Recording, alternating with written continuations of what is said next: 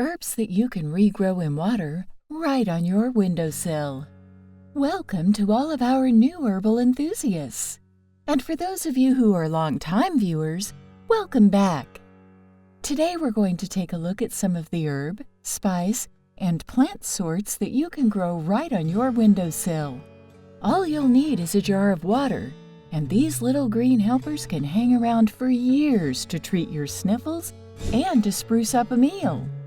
Stay till the end for extra tips. Get your mason jars. Here we go. Number 1. Mint. First on the list is the one most of you will have probably heard about by now. Mint and all of its variations. Whether they be in the ground, in a pot, or in a jar, mint just can't help but thrive in any conditions. Not only will cuttings sprout roots and start snaking all over your counter, they can live quite happily in that jar of just plain water for months, growing their roots so long that they start stuffing up the jar. It's one of the easiest plants to grow indoors, and one of the hardest to get rid of once it's taken hold in the garden. Allergies, colds, and coughs. Mint's here to keep your nasal and chest passages free of stress. Number 2. Rosemary and lavender. Next, we're going over to rosemary and lavender.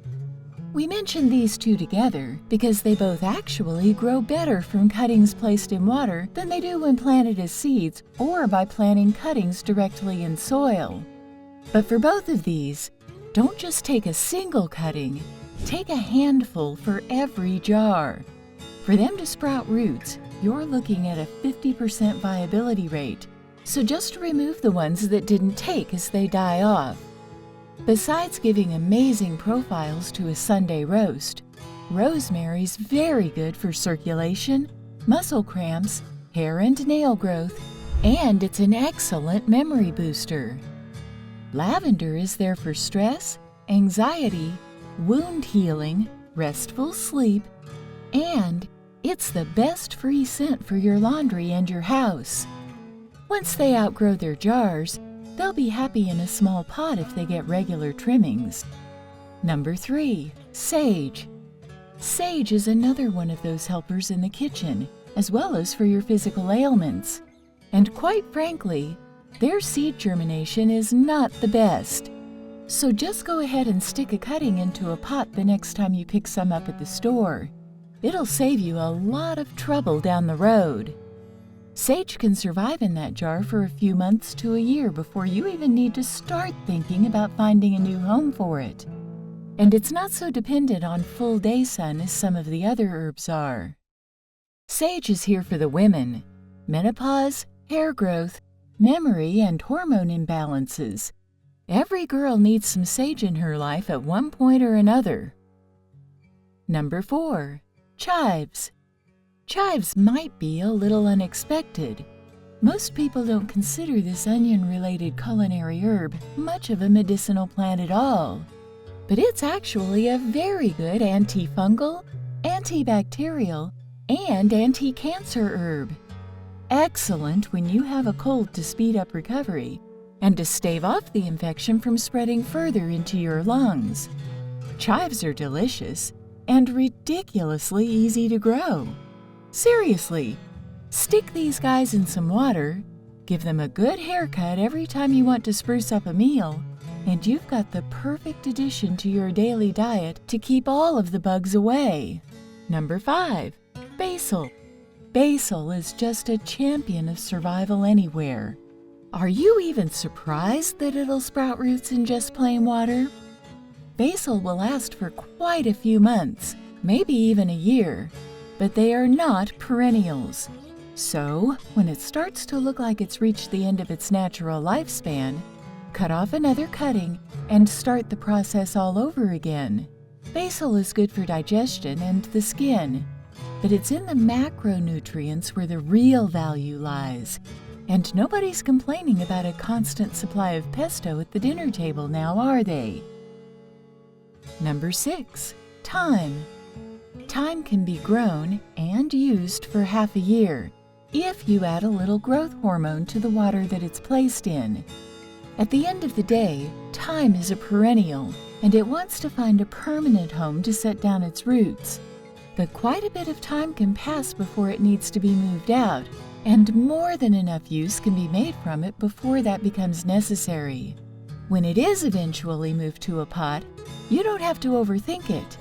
Thyme doesn't mind small spaces, nor do they need any specialized care. Putting it in a pot and placing it in the exact spot that it's been chilling in at your window for the past few months is going to keep it perfectly happy. Besides, you'd want your bacterial and fungal fighter as close at hand as possible. This delicious addition to a pan is also great for acne and respiratory conditions. Number 7. Teragon. Teragon, even though it looks and grows like rosemary, is actually related to the sunflower family.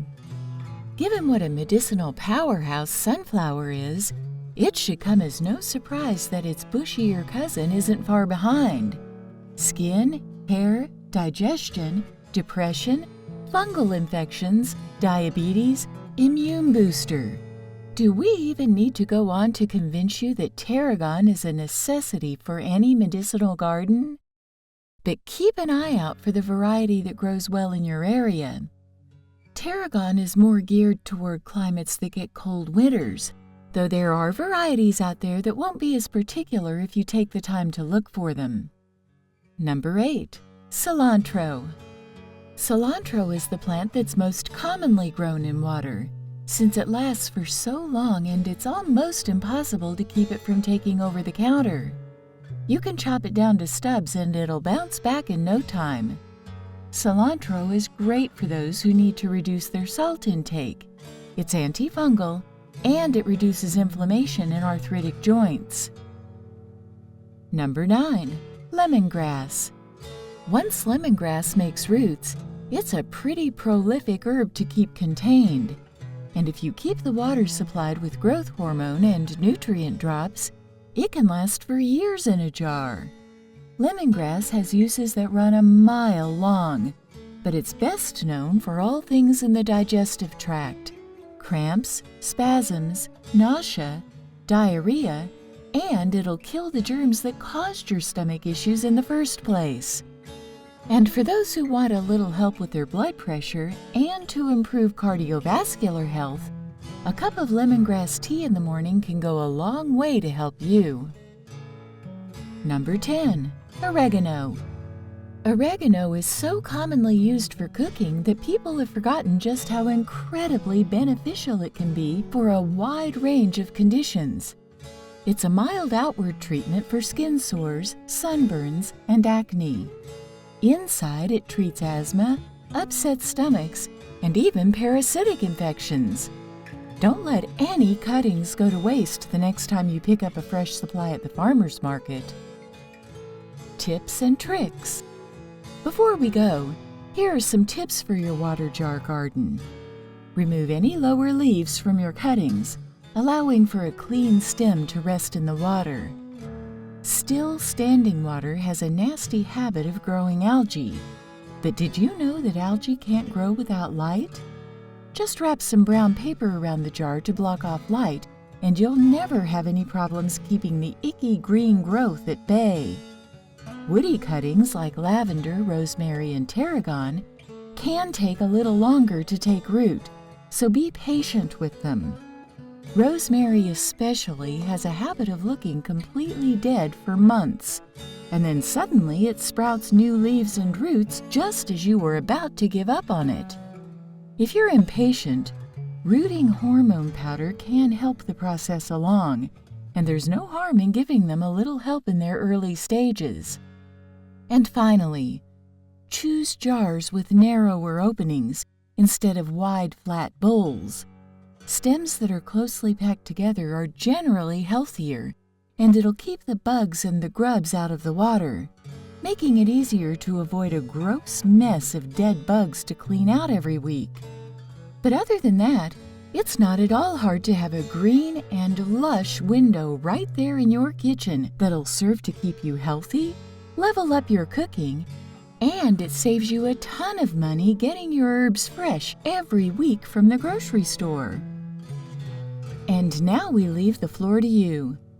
Did we miss any delicious culinary or medicinal herbs that can grow in a jar?